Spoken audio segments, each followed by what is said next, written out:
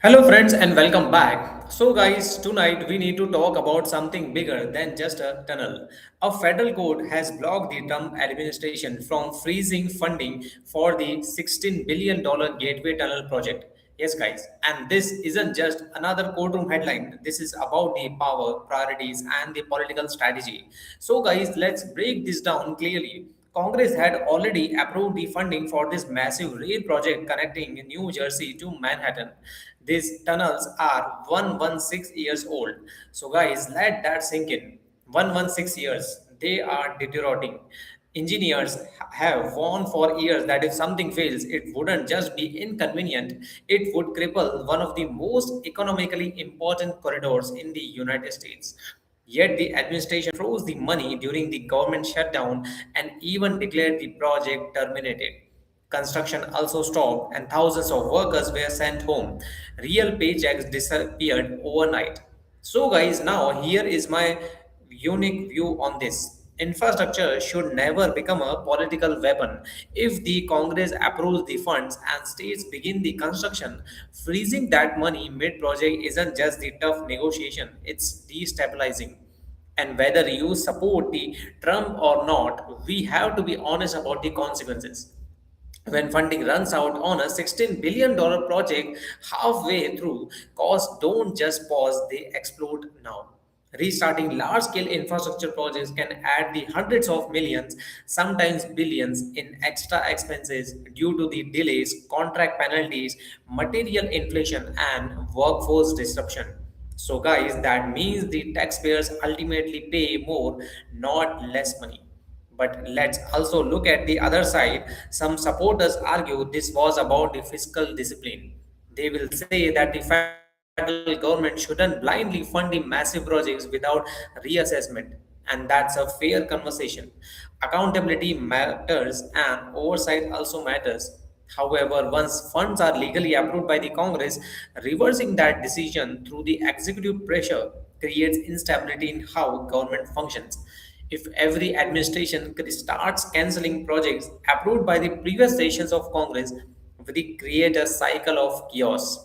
The court sided with the New York and New Jersey, issuing a temporary restraining order to keep the funding flowing, at least for now.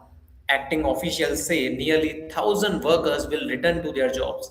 But here is the real question. Why did it take a legal fight after the construction or keep congressionally approved infrastructure alive? That signals a deeper dysfunction. And it's not about being a global economic powerhouse, yet we are debating whether to fund the tunnels built between Theodore Roosevelt was president. Meanwhile, other global economies are building high speed rail networks, modern transit systems, and futuristic infrastructure.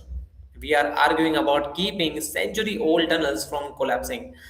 That should concern everyone, left or right.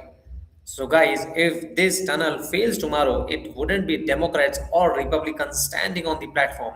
It would be commuters, workers, small business owners. Infrastructure is not ideological, it's structural.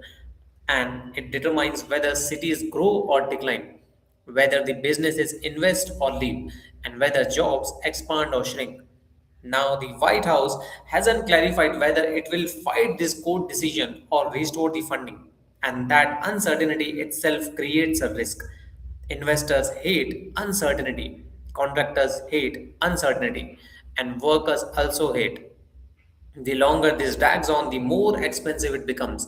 So, guys, here is where I stand. Political disagreements are part of democracy.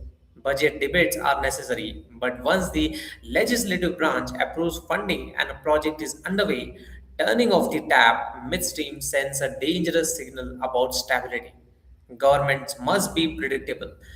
Markets rely on it, states rely on it, and also workers rely on it.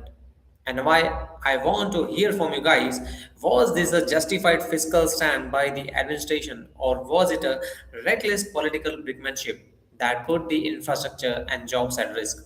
Should the presidents have the authority to halt congressionally approved projects or does that undermine the separation of powers? Drop your views in the comments, guys. I would love to hear and respond back. Don't just say agree or disagree. Tell me why.